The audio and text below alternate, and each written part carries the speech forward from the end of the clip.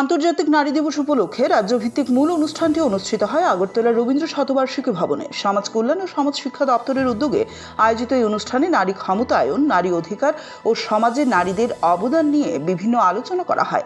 অনুষ্ঠানে উপস্থিত ছিলেন সমাজ কল্যাণ ও সমাজ শিক্ষা দপ্তরের মন্ত্রী টিঙ্কু রায়, মহিলা কমিশনের চেয়ারপারসন ঝর্ণা দেববর্মা, শিশু সুরক্ষা কমিশনের চেয়ারম্যান জয়ন্তী দেববর্মা এবং সমাজ কল্যাণ ও সমাজ শিক্ষা দপ্তরের অধিকর্তা তপন দাস সহ অন্যান্য বিশিষ্ট ব্যক্তিবর্গ। এদিনের অনুষ্ঠানে নারীদের উন্নয়ন ও ক্ষমতায়নের লক্ষ্যে সরকারের বিভিন্ন উদ্যোগ এবং ভবিষ্যৎ পরিকল্পনা নিয়ে আলোচনা করা হয়। দেখুন, নারী দিবস উপলক্ষে আন্তর্রাষ্ট্রীয় নারী দিবস 8ই মার্চ, সেটাকে কেন্দ্র করে আজকে আমরা 10 তারিখ সেটাকে অনুষ্ঠান করছি রাজ্যভিত্তিক। এর আগে 8 তারিখে জেলায় জেলায় হয়েছে, আজকে 10 তারিখে আমরা করছি।